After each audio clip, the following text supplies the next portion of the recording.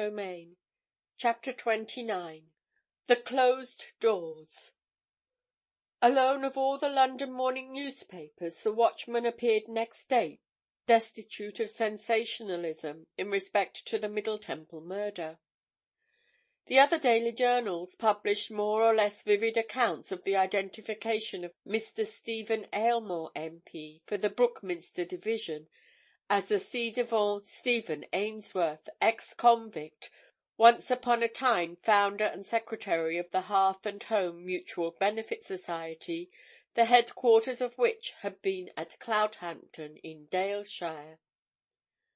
The fall of which had involved thousands of honest working folk in terrible distress, if not in absolute ruin. Most of them had raked up Ainsworth's past to considerable journalistic purpose.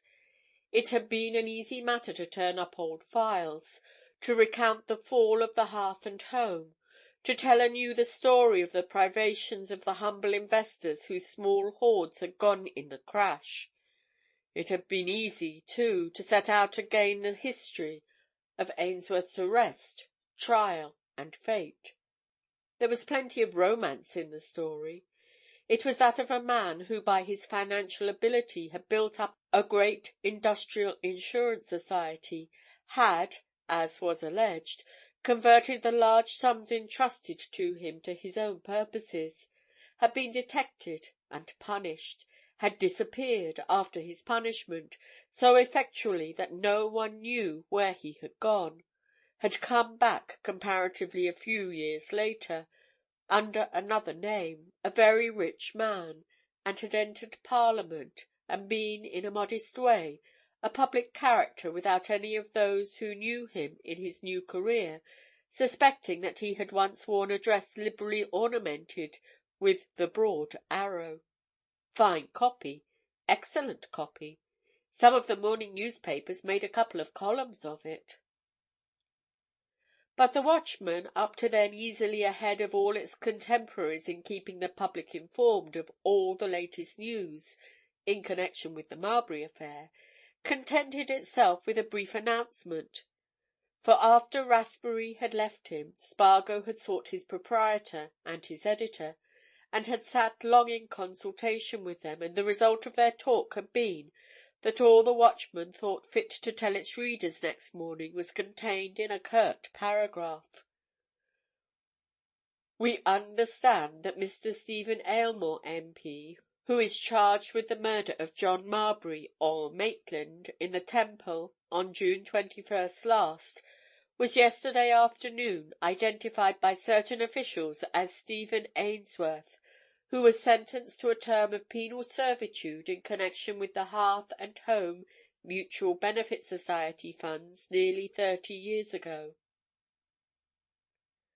Coming down to Fleet Street that morning, Spargo, strolling jauntily along the front of the Law Courts, encountered a fellow journalist, a man on an opposition newspaper, who grinned at him in a fashion which indicated derision.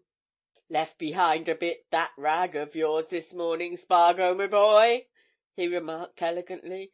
"Why, you've missed one of the finest opportunities I ever heard of in connection with that Aylmore affair. A miserable paragraph. Why, I worked off a column and a half in hours. What were you doing last night, old man?" "Sleeping," said Spargo, and went by with a nod. "Sleeping."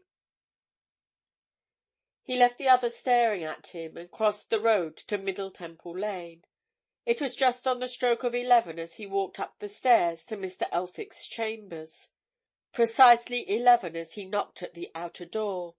It is seldom that outer doors are closed in the Temple at that hour, but Elphick's door was closed fast enough. The night before it had been promptly open, but there was no response to Spargo's first knock, nor to his second, nor to his third, and half unconsciously he murmured aloud, "Elphick's door is closed." It never occurred to Spargo to knock again. Instinct told him that Elphick's door was closed because Elphick was not there. Closed because Elphick was not going to keep the appointment. He turned and walked slowly back along the corridor. and just as he reached the head of the stairs, Ronald Breton, pale and anxious, came running up them, and at sight of Spargo paused, staring questioningly at him. As if with a mutual sympathy, the two young men shook hands. "I'm glad you didn't print more than those 2 or 3 lines in the Watchman this morning," said Breton. "It was—considerate. As for the other papers, Aylmore assured me last night, Spargo, that though he did serve that term at Dartmoor, he was innocent enough. He was scapegoat for another man who disappeared."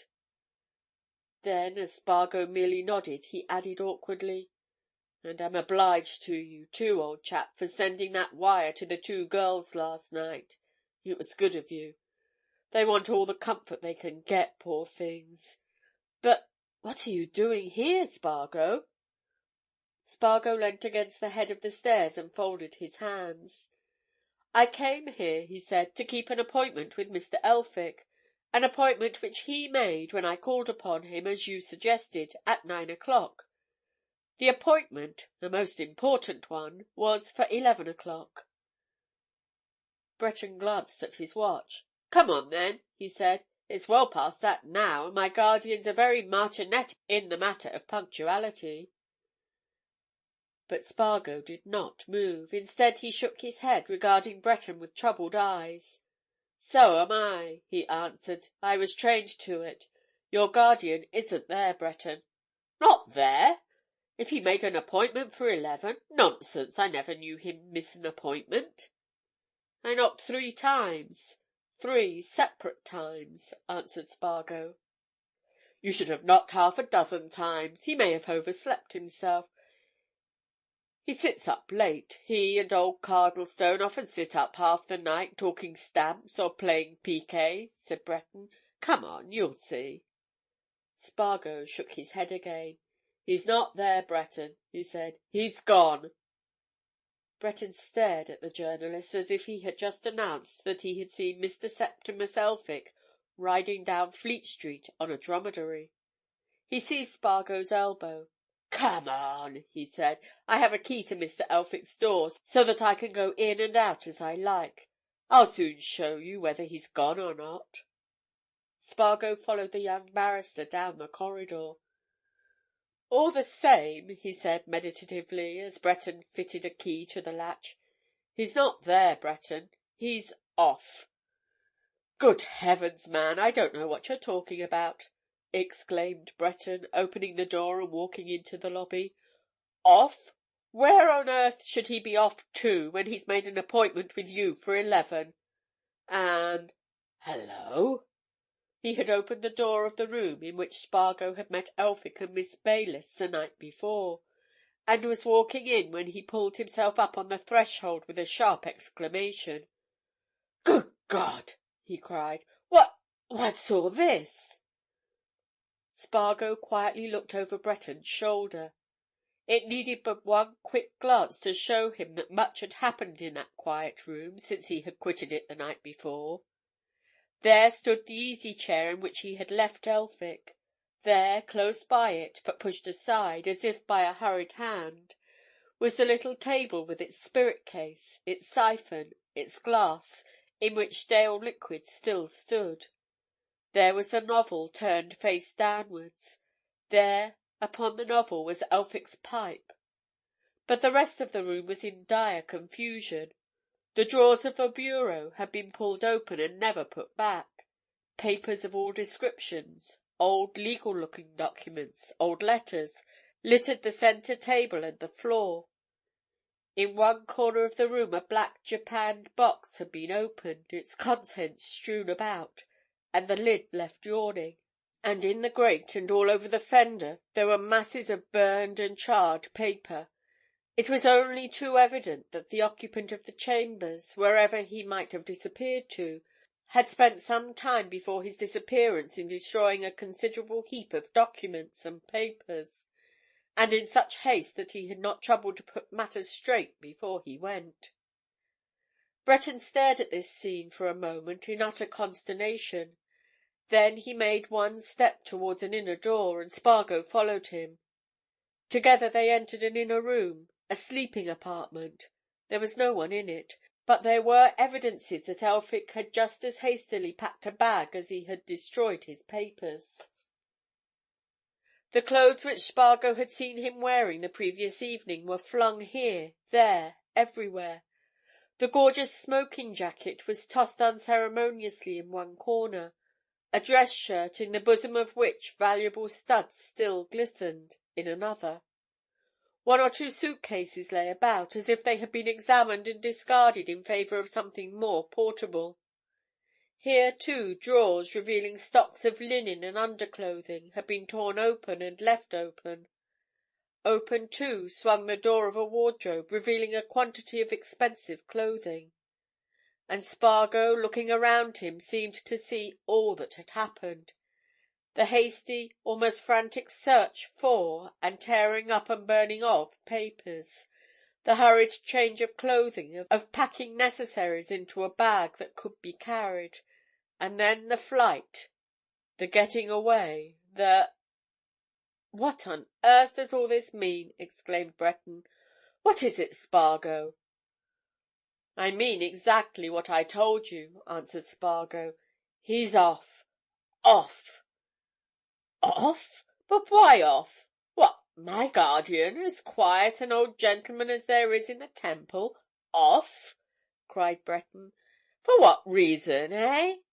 It isn't— Good God, Spargo, it isn't because of anything you said to him last night?" "I should say it is precisely because of something that I said to him last night," replied Spargo. "I was a fool ever to let him out of my sight." Breton turned on his companion and gasped. "Out of your sight?" he exclaimed. Why, you don't mean to say that Mr. Elphick has anything to do with this Marbury affair? For God's sake, Spargo!" Spargo laid a hand on the young barrister's shoulder. "I'm afraid you'll have to hear a good deal, Breton," he said. "I was going to talk to you today in any case. You see—" Before Spargo could say more, a woman, bearing the implements which denote the charwoman's profession, entered the room and immediately cried out at what she saw. Breton turned on her almost savagely. "Here, you!" he said. "Have you seen anything of Mr. Elphick this morning?" The charwoman rolled her eyes and lifted her hands. "Me, sir? Not a sign of him, sir. Which I never comes here much before 11:30, sir, Mr. Elphick being then gone out to his breakfast. I see him here yesterday morning, sir, which he was then in his usual state of good health, sir, if anything's the matter with him now. No, sir, I ain't seen nothing of him." Breton let out another exclamation of impatience. "You'd better leave all this," he said. "Mr. Elphick's evidently gone away in a hurry, and you mustn't touch anything here until he comes back. I'm going to lock up the chambers. If you've a key of them, give it to me." The charwoman handed over a key, gave her another astonished look at the rooms and vanished, muttering, and Breton turned to Spargo. "What do you say?" he demanded. "I must hear. A good deal. Out with it, then, man, for heaven's sake." But Spargo shook his head. "Not now, Breton," he answered. "Presently, I tell you. For Miss Aylmore's sake and your own, the first thing to do is to get on your guardian's track. We must, I say, and at once." Breton stood staring at Spargo for a moment as if he could not credit his own senses. Then he suddenly motioned Spargo out of the room. "Come on," he said. "I know who'll know where he is, if anybody does." "Who, then?" asked Spargo, as they hurried out. "Cardlestone," answered Breton grimly. "Cardlestone!" Chapter 29